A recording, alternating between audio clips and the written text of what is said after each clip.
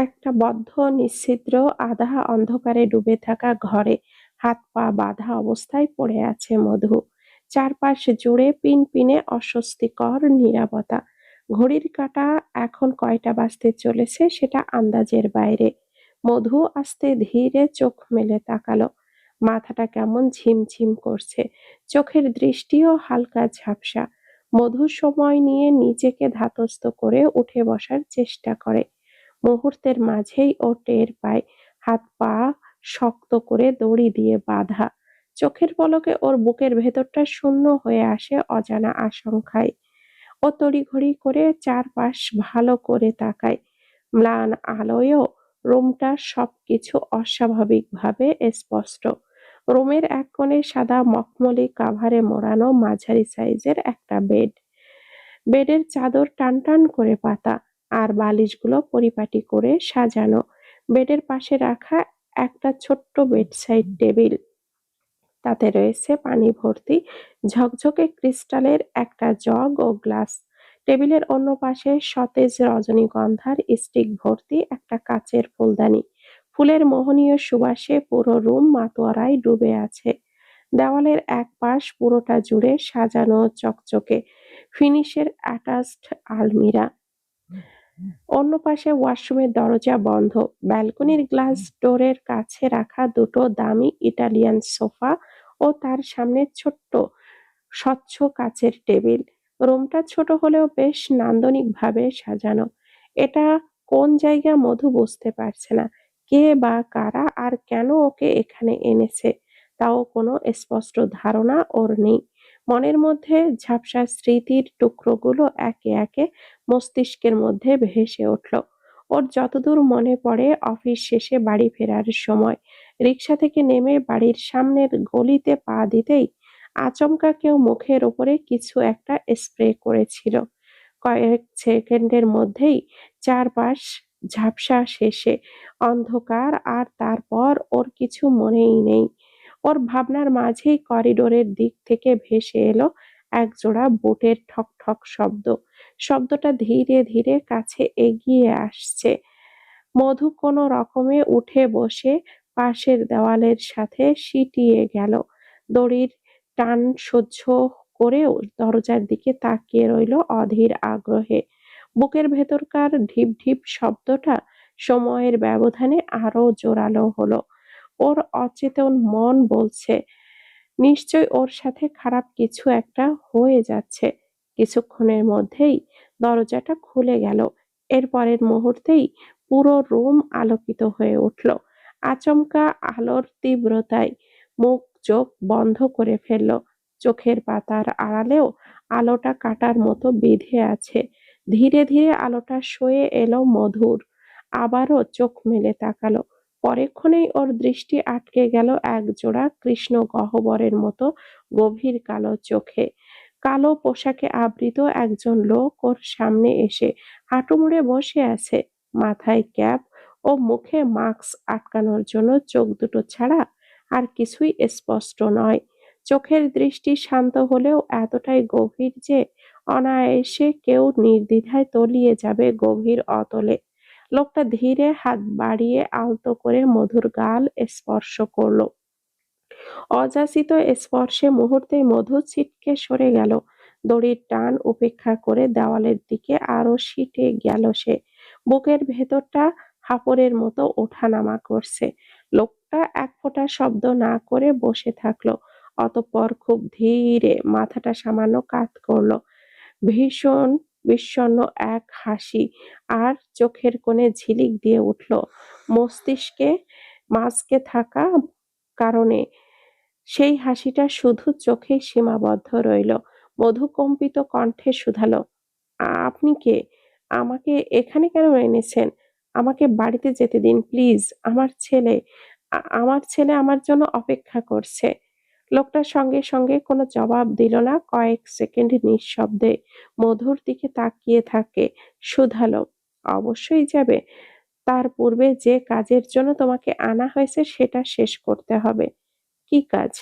লোকটা কথা বাড়ালো না। ওর সামনের দিকে হাত বাড়াতেই কক্ষে কয়েক হাত দূরত্বে অবস্থানরত একজন গার্ড এগিয়ে এলো। সে নিঃশব্দে লোকটার হাতে একটা ফাইল তুলে দিল। লোকটা ফাইলটা খুলে পাতাগুলোয় একবার চোখ বুলিয়ে নিয়ে সেটা মধুর দিকে বাড়িয়ে দিল। পেপারস গুলোতে সাইন করে দাও। মধু ভুরু কুঁচকে গেল মুহূর্তেই। ও ফাইলটার দিকে কোনা চোখে তাকিয়ে রইল কিছুক্ষণ। ঝকঝকে কাগজগুলোর অফিসিয়ালি স্ট্যাম্প আর লেখায় ভর্তি। কিসের পেপার সেগুলো? ডিভোর্স। মানে? লোকটা এক মুহূর্ত থামলো, অতঃপর মধুর চোখে চোখ রেখে নির্লিপ্ত স্বরে শুধালো, তোমার আর জাওয়াদের divorce paper. Jawad already sign করে দিয়েছে। এখন মধু, শুধু তোমার সাইন করা দরকার। মুহূর্তেই মধুর মাথার ভেতরে যেন আকাশ ভেঙে পড়ল। ও বিস্ময়ে কথা বলার ভাষাটুকু অবধি হারিয়ে ফেলল। মনে হচ্ছে কানের মধ্যে কেউ ফুটন্ত গরম পানি ঢেলে দিয়েছে। ও অস্পষ্ট স্বরে অবিশ্বাস্য কণ্ঠে কোনো রকমে শুধালো, না না, এটাও হতে পারে না। জাওয়াদ এমনটা করতেই পারে না। আপনি মিথ্যা বলছেন। লোকটা ভাবলে ভাবে মধুর দিকে তাকিয়ে রইল।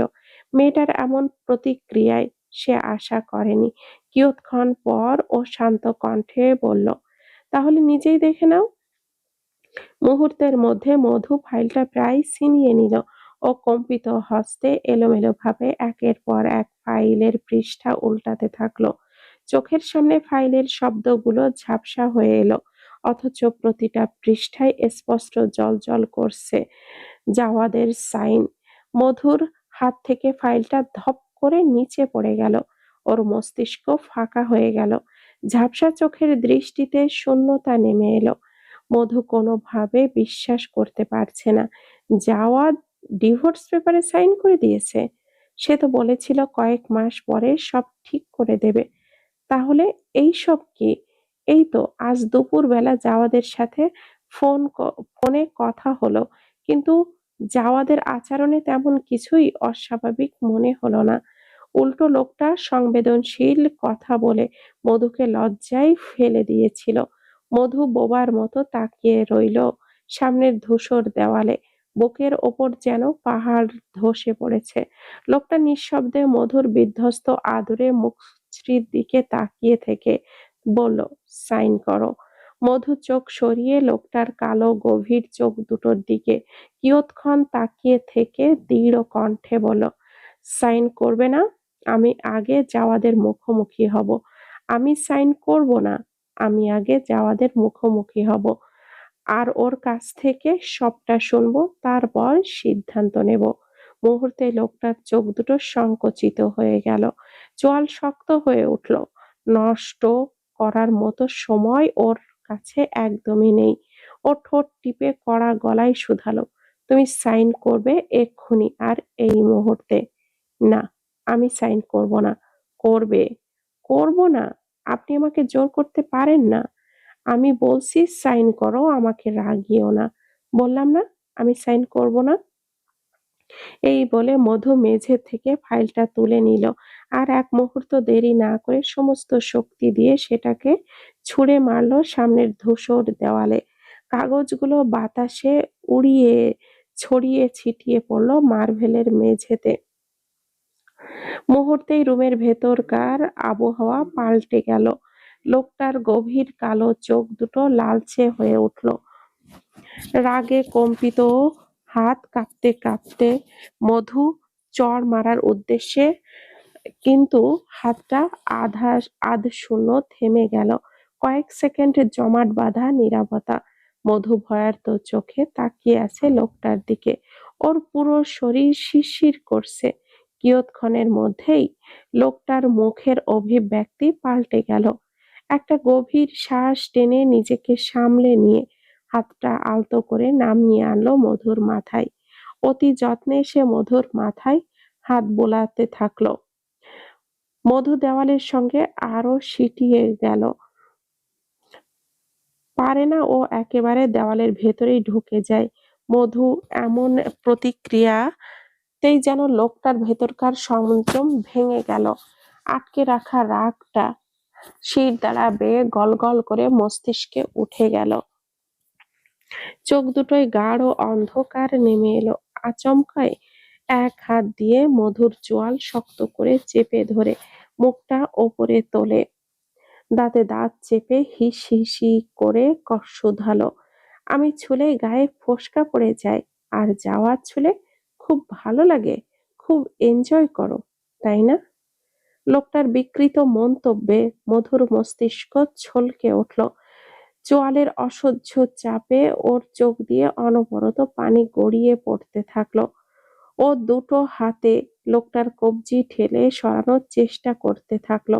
লোকটা ইস্পাতের ন্যায় কঠিন হাতের সাথে ও দুর্বল হাত দুটো পেরে উঠল না। ওর কণ্ঠনালী দিয়ে কেবলই অস্পষ্ট শব্দ বেরোয়।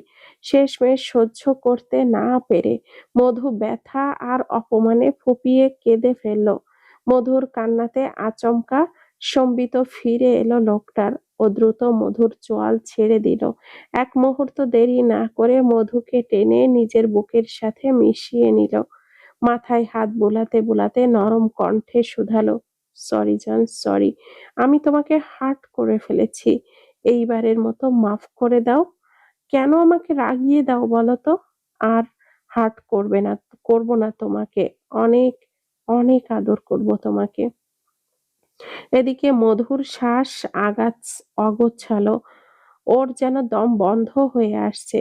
ছাড়া পাবার জন্য ও প্রাণপণ চেষ্টায় মগ্ন, কিন্তু লোকটার শরীরে যেন অসুরের শক্তি।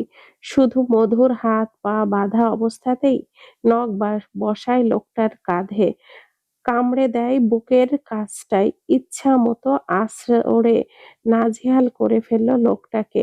এদিকে লোকটা ওকে ছাড়ার পরিবর্তে শক্ত করে নিজের সাথে চেপে ধরে রেখে শুধালো, সাইনটা করে দাও জান, আমরা দুজনে খুব সুখী থাকবো, যাওয়াদের থেকে অনেক বেশি ভালোবাসবো আমি তোমাকে। মধুর কান্না ভেজা কণ্ঠে চিৎকার করে ওঠে, আমি মরে গেলেও সাইন করব না। মধু আর বুঝতে বাকি রইল না যে এই সবকিছুই পরিকল্পিত, সবকিছুই সাজানো চাল। ও নিজের ছটফটে ভাব এখনো অক্ষুণ্ণ রাখলো। ক্ষুধার্ত প্রতিরোধ লোকটা কিঞ্চিত কেঁপে উঠল, মধুকে ছাড়ল না। যতটা সম্ভব শক্ত করে মধুকে বুকের সাথে চেপে ধরে রাখলো। লোকটার শরীর থেকে ভেসে আসা অস্বস্তিকর সুগন্ধটা ওর বেশ পরিচিত ঠেকলো। মনে হচ্ছে পুরনো স্মৃতির দরজায় কেউ নিঃশব্দে কড়া নাড়ছে। কিন্তু এই মুহূর্তে সেই স্মৃতি খোঁজাখুঁজি করার মতো মানসিকতার অবস্থা তার নেই। ওর সমস্ত সত্তায় জুড়ে এই মুহূর্তে কেবল একটাই প্রবল ইচ্ছে, বিদ্যুৎ গতিতে প্রবাহিত হচ্ছে। যে করেই হোক এই অযাচিত স্পর্শ থেকে ওকে মুক্তি পেতেই হবে। লোকটা যতই ওকে বুকের কাছে চেপে ধরছে, মধু ততই মরিয়া হয়ে ছটফট করছে। হাত পা বাঁধা হলেও শরীরের প্রতিটা পেশি দিয়ে প্রতিরোধের চেষ্টা চালিয়ে যাচ্ছে। নিঃশ্বাস নিতে কষ্ট হচ্ছে ওর, বুকটা ধড়ফড় করছে তীব্র মাত্রায়। ওর এই বেপরোয়া ছটফটানিতে কোনো লাভ হচ্ছে না, উল্টো লোকটার হাতের বাঁধন আরো শক্ত হয়ে উঠছে। একসময় মধু সম্পূর্ণরূপে নিস্তেজ হয়ে গেল। ও বেশ বুঝতে পারছে এভাবে ও ছাড়া পাবে না। তার চেয়ে ভালো লোকটার সাথে তাল মেলানো।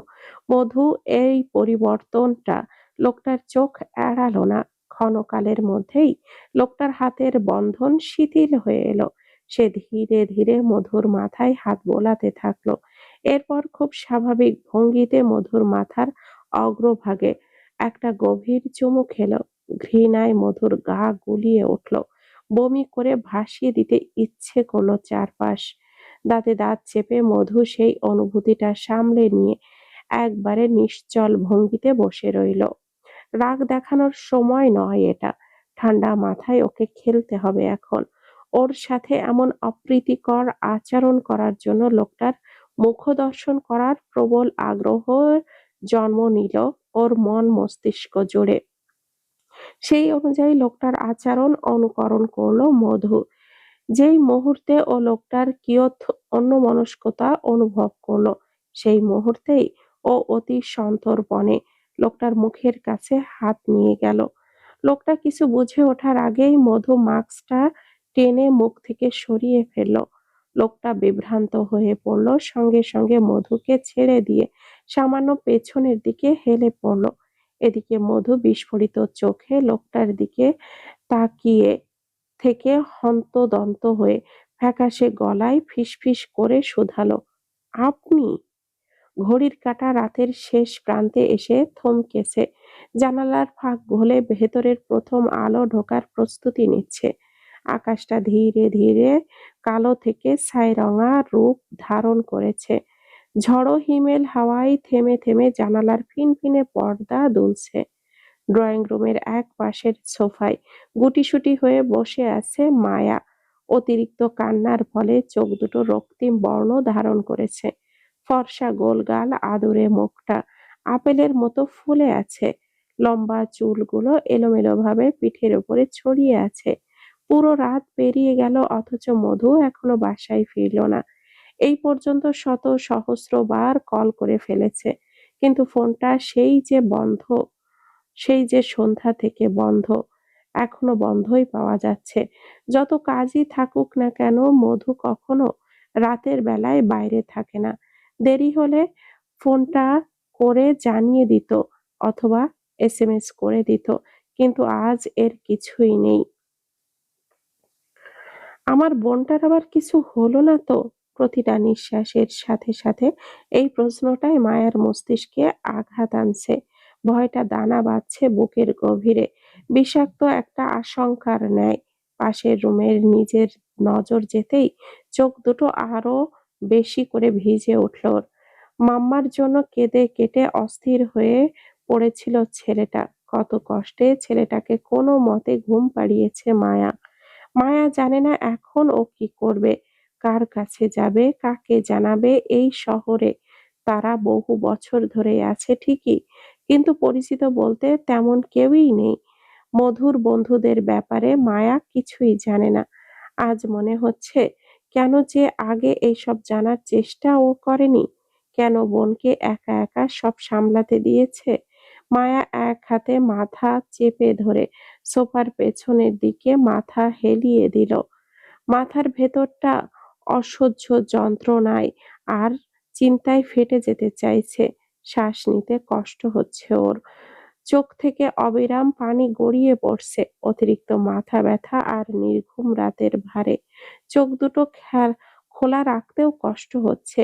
মায়া ধীরে ধীরে চোখ বন্ধ করে নিল, অথচ ঘুম আসলো না। মধুর যদি কিছু হয়ে যায় তাহলে ওরা কিভাবে থাকবে? এই ভাবনাটুকু মস্তিষ্কে কড়া নাড়তেই মায়ার দম বন্ধ হয়ে আসলো। ওর বন্ধ চোখের কোণ বেয়ে নিঃশব্দে পানি গড়িয়ে পড়তে থাকলো অবিরাম। কানাডায় টরন্টো শহর এখন শীতের গভীরতায় মোড়ানো। অভিজাত লাক্সারিস সি ব্লিস হোটেলের বেসমেন্টের লাউঞ্জে নিঃশব্দে দাঁড়িয়ে আছে রোশনাল। চারপাশে নরম হলুদ আলো জ্বলছে। কাঁচের দেওয়াল ভেদ করে বাহিরের চোখ ধাঁধানো দৃশ্য স্পষ্ট বিচ্ছে। আকাশ থেকে অবিরাম ঝরে পড়ছে শুভ্র সাদা তুষার। রাস্তাঘাট, গাছপালা সবকিছু ধবধবে সাদা চাদরে আবৃত। ধূসর বাদামি চোখ দুটো সেই তুষারের দিকেই স্থির হয়ে আছে। চোখের গভীর চিন্তার ছাপ।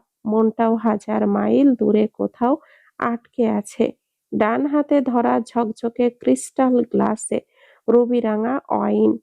রুমের নরম আলোয় তরলটা গাঢ় রক্তবর্ণ রূপ নিচ্ছে। ওর থেকে কয়েক হাত দূরত্বে সাদা কুশন কাভারে মোড়ানো একটা আরামদায়ক সোফায় বসে আছে রেভেন। কোলে রাখা ল্যাপটপে একের পর এক ডাটা চেক করে চলেছে।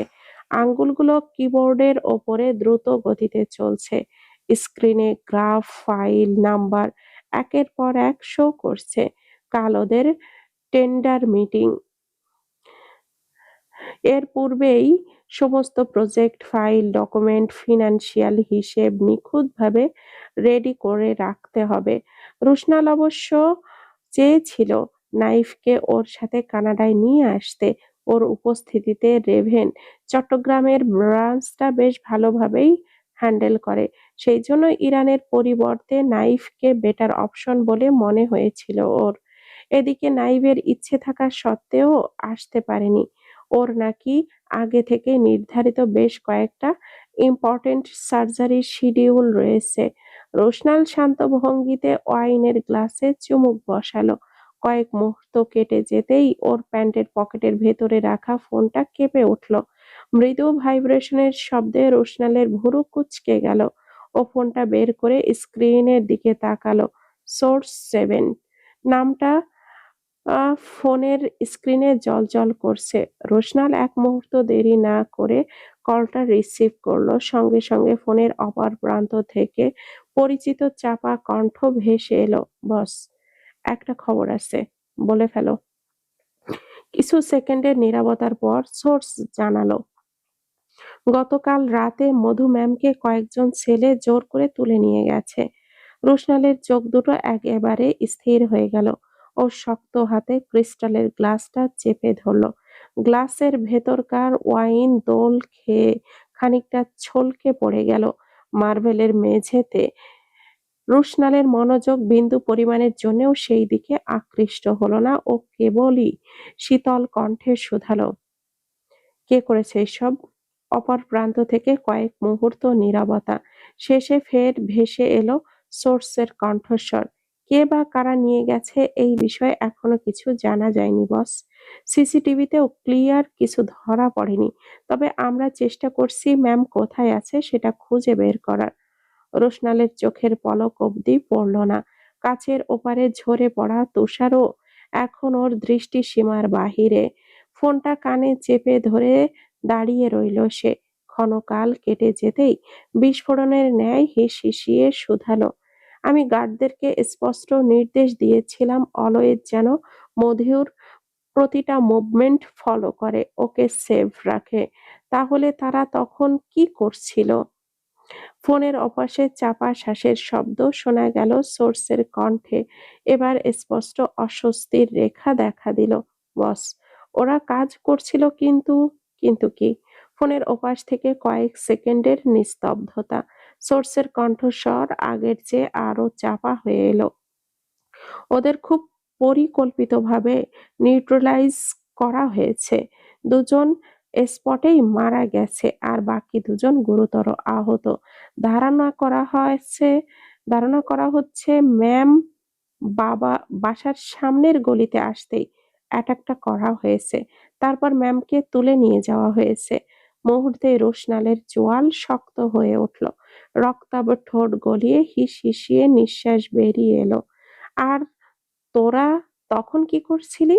আমার হায়ার করা লোকেদের খুন করে আমার প্রাণ পাখিকে তুলে নিয়ে গেছে। তোরা কি তখন বসে বসে তামাশা দেখছিলি? বস, আমরা শাট আপ ইউ মিস, এই জন্যই মাসে মাসে তোদের পে করি আমি। একেবারে মধু, একটা কথা ভালো করে শুনে রাখ, আগামী 24 ঘন্টার মধ্যে মধুকে সেফলি খুঁজে বের করবি। যে বা যারা আমার কলিজার দিকে হাত বাড়িয়েছে তাদের প্রত্যেককে জীবিত আমার সামনেই চাই। আমি নিজে মেপে দেখব তাদের কলিজার জোর কতটা। আর আমার ছেলে ও আমার শ্যালিকার দিকেও নজর রাখবি।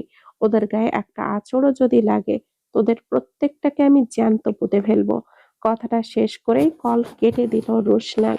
হাতের ক্রিস্টাল গ্লাসটাই সমস্ত শক্তি প্রয়োগ করে মুঠোর ভেতরে চেপে ধরল সে। কাচের ওপরে অস্বাভাবিক চাপ পড়েছে। ক্ষণকালের মধ্যেই ক্রিস্টালের গ্লাসটা ওর মুঠোর ভেতরেই চূর্ণ বিচূর্ণ হয়ে গেল। ধারালো কাচের টুকরোগুলো ঢুকে গেল হাতের তালুতে। আঙ্গুল বেয়ে রক্ত ঝরতে শুরু করলো ফোঁটা ফোঁটা করে। সময়ের ব্যবধানে মার্বেলের সাদা মেঝেতে রক্তের ছোপ ছোপ দাগে পরিপূর্ণ হয়ে গেল। হাতের ব্যথাও ওকে ছুতে অবধি পারল না। চোয়াল দৃঢ় আর মুখায়াব মারাত্মক রকমের ঠান্ডা। এদিকে রেভেন গভীর মনোযোগ সহকারে কাজে ডুবে থাকলেও রোশনালের বলা প্রতিটা কথা স্পষ্টভাবে ওর কানে এসেছে। ল্যাপটপটা মিউট করে রেখে ও দ্রুত উঠে এসে রোশনালের পাশে যেয়ে দাঁড়ালো। What happened, রোশনাল? রোশনাল কোনো জবাব দিল না। ও দাঁতে দাঁত চেপে দাঁড়িয়ে রইল। রেভেনের চোখ যায় রোশনালের রক্তাক্ত হাতের দিকে। ও রোশনালের হাতটা ধরে উদ্বিগ্ন কণ্ঠে শুধালো, তোর হাত থেকে তো প্রচুর ব্লিডিং হচ্ছে, ইনফেকশন হয়ে যাবে। চল, আমি হাতে মেডিসিন লাগিয়ে দিচ্ছি। রোশনাল কোনো প্রতিক্রিয়া দেখালো না। ও চুপচাপ পাথরের মূর্তির ন্যায় ঠায় দাঁড়িয়ে রইল। রেভেন ও নড়াচড়া না দেখে বিরক্তির স্বরে শুধালো, কিরে, চল, দাঁড়িয়ে আছিস কেন? হাতটা তো সাংঘাতিকভাবে কেটে ফেলেছিস। রোশনাল ঠোঁট নাড়ালো মাত্র, গলার ভেতর থেকে বেরিয়ে এলো ঠান্ডা প্রাণহীন স্বর, প্রয়োজন নেই, প্রয়োজন নেই। তোর হাত দিয়ে রক্ত ঝরছে আর তুই বলছিস প্রয়োজন নেই? রোশনালের কথার কোনো গুরুত্ব না দিয়ে রেভেন ওর রক্তাক্ত হাতটা শক্ত করে ধরে ওকে টেনে রুমে নিয়ে গেল। ওকে বেডের ধারে বসিয়ে দিয়ে বেডসাইড টেবিলের ড্রয়ারটা খুলে ফার্স্ট এইড বক্সটা বের করলো রেভেন। খুব যত্ন সহকারে প্রথমে কাচের টুকরোগুলো বের করলো রেভেন। ক্ষত স্থানে অ্যান্টিসেপটিক ঢালতেই হালকা জ্বালা অনুভব হলো রোশনালের, অথচ ওর মুখে কোনো ভ্রুক্ষেপের নেই। চোখের পাতা অবধি একেবারের জন্যেও কাঁপল না। রেভেন গজে চাপ দিয়ে রক্ত বন্ধ করে হাতে ব্যান্ডেজ জড়িয়ে দিল। কাজ শেষ করে কিছুক্ষণ চুপচাপ ওর মুখের দিকে তাকিয়ে থাকলো। শক্ত, নির্বাক আর ভয়ঙ্কর রকমের শান্ত একটা চোখ ধাঁধানো রাজস্বিক মুখ। একটা চাপা শ্বাস বেরিয়ে এলো রেভেনের কণ্ঠনালী চিরে। ও সময় নিয়ে বেশ রয়ে সয়ে শুধালো, এবার বল, কি হয়েছে? রোশনাল কোনো জবাব দিল না। এতে বিরক্ত হলেও নিজের বিরক্ত ভাব প্রকাশ করলো না রেভেন। নিজেকে সংযত রেখে ফের শুধালো, তুই না বললে বুঝবো কিভাবে কি হয়েছে? ফোনটা থেকেই বুঝলাম ব্যাপারটা বেশ বড়সড় কিছু। রোশনাল খানিকক্ষণ রেভেনের দিকে তাকিয়ে থেকে কিছুটা চিন্তিত স্বরে শুধালো, আমার মনে হচ্ছে আমার রাইভালদের মধ্যে কেউ হয়তো আমার বেঁচে থাকার বিষয়টা বেশ ভালোভাবেই অবগত। রেভেনের কপালে ভাঁজ পড়ে গেল। ও ভুরু কুঁচকে শুধালো, হঠাৎ এমন মনে হওয়ার কারণ? রোশনাল চোখ না সরিয়েই বলল, তাহলে মধুকে অযথা কেউ কেন তুলে নিয়ে যাবে? এটা র্যান্ডম কিছুই না। ওকে ব্যবহার করে আমাকে ভাঙতে চাচ্ছে কেউ। রেভেন কিয়ৎক্ষণ থমকালো, পরেক্ষণেই নিজেকে ধাতস্থ করে শুধালো, তুই হয়তো একটু বেশিই ভাবছিস। এমনও তো হতে পারে কোনো বখাটের দল ভাবিকে। বাক্যটা সম্পূর্ণ হবার পূর্বেই রুশনাল জ্বলন্ত চোখে রেভেনের পানে তাকালো। বন্ধুর জ্বলজ্বলে দৃষ্টিতে মুহূর্তেই রেভেনের গলা শুকিয়ে গেল। নিজের অবচেতনেই ও অস্বস্তিতে একটা শুষ্ক ঢোক গিলে ফেলল। সরি বড়, আমি আসলে ওইভাবে বোঝাতে চাইনি। তাহলে কিভাবে বোঝাতে চেয়েছিস তুই? না মানে? রেভেন থেমে গেল। কথা বলার মতো কোনো শব্দ খুঁজে পেল না। এক মুহূর্ত দেরি না করে রুশনাল উঠে দাঁড়ালো।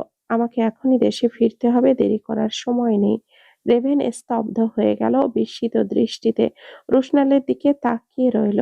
রুশনাল কাবার্ড খুলে নিজের ট্রেঞ্চ কোটটা বের করে গায়ে জড়িয়ে নিয়ে লম্বা উলের ধূসর রাঙা মাফলারটা গলায় পেঁচিয়ে নিল।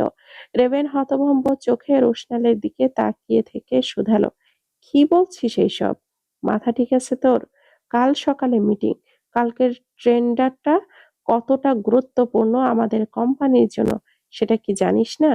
যে করেই হোক এটা আমাদের পেতেই হবে। ভুলে গেছিস এর পেছনে আমরা কতটা পরিশ্রম করেছি? রোশনাল ম্যানহোল অর্থাৎ পাসপোর্ট, ভিসা আর প্রয়োজনীয় কাগজপত্র গোছাতে গোছাতে শান্ত স্বরে জবাব দিল, মধুর থেকে আমার কাছে কিছুই বেশি ইম্পর্টেন্ট না। তাছাড়া তুই তো থাকছিস, কালকের মিটিং তুই হ্যান্ডেল করবি। তুই কি বুঝতে পারছিস তুই কি বলছিস? এই মিটিং এর সিইও ও উপস্থিতি বাধ্যতামূলক। সিইও না থাকলে এই মিটিং মেক্স সেন্স করবে না। বিভিন্ন দেশের টপ নোস কোম্পানি থাকবে এবং এই মিটিংয়ে, আর তুই সবটা আমার উপরে ছেড়ে দিতে চাইছিস? এটা বোকামি রোশনাল। রোশনাল কোনো জবাব দিল না। ও নিজের কাজে ব্যস্ত রইল। রেভেন এবার রেগে গেল। ওর কণ্ঠস্বর চড়া হয়ে উঠল। কথা বলিস না কেন? আমি তোকে কিছু বলছি। রোশনাল থেমে গেল ও রেভেনের দিকে পূর্ণ দৃষ্টিতে তাকিয়ে কিয়ৎক্ষণ পর শুধালো, আমি তো বলছি, মধুর থেকে বেশি ইম্পর্টেন্ট আমার কাছে কিছুই নেই। প্রিয়জনরা পাশে না থাকলে এইসব পাওয়ার, ডিল, টেন্ডার, কোম্পানি দিয়ে কি হবে? তাছাড়া আমার তোর ওপরে পুরো ভরসা আছে। আমি জানি তুই একাই সবটা হ্যান্ডেল করতে পারবি। রেভেন হতবাক হয়ে রুশনালের দিকে তাকিয়ে রইল। এর প্রতি উত্তরে কি বলা যায়, এর যথাযথ বাক্য ওর মস্তিষ্ক সংবরণ করতে পারল না। রোশনাল পকেট থেকে ফোনটা বের করে দ্রুত গার্ডকে কল দিল। 1 ঘন্টার মধ্যে বাংলাদেশের টিকিট বুক করা চাই, আর একজনকে এখানে এক্ষুনি ভেতরে পাঠিয়ে দাও। কিছুক্ষণের মধ্যে একজন গার্ড এসে রুশনালের লাগেজ নিয়ে বেরিয়ে গেল। রুশনাল এগিয়ে গিয়ে দরজার সামনে দাঁড়িয়ে একবার পেছনে তাকিয়ে রেভেনের দিকে বলল, অল দ্য বেস্ট রেভেন। এরপর আর কোনো কথা না বলে রুশনাল বেরিয়ে গেল। দরজাটা নিঃশব্দে বন্ধ হয়ে গেল। রেভেন সেই বন্ধ দরজার দিকে কেবল শূন্য দৃষ্টিতে তাকিয়ে রইল। একটা রুদ্ধশ্বাস ফেলে ও কাচের জানালার বাহিরে ঝরে পড়া তুষারের দিকে দৃষ্টি নিবদ্ধ করল। বিছানার এক কোণে গুটিসুটি মেরে বসে আছে মধু। 2 হাঁটু ভাঁজে, মুখ গুজে অনবরত ফুঁপিয়ে ফুঁপিয়ে কেঁদে চলেছে। শরীর জুড়ে এখনো অযাচিত স্পর্শের শিরশিরানি কাঁটার মতো বিঁধে আছে। লম্বা এলোমেলো চুলের কিছু অংশ মুখের ওপরে নেমে এসেছে। চোখ দুটো লাল হয়ে ফুলে গেছে। এক রাতেই যেন ওর সমস্ত শক্তি কেউ নিংড়ে নিয়েছে।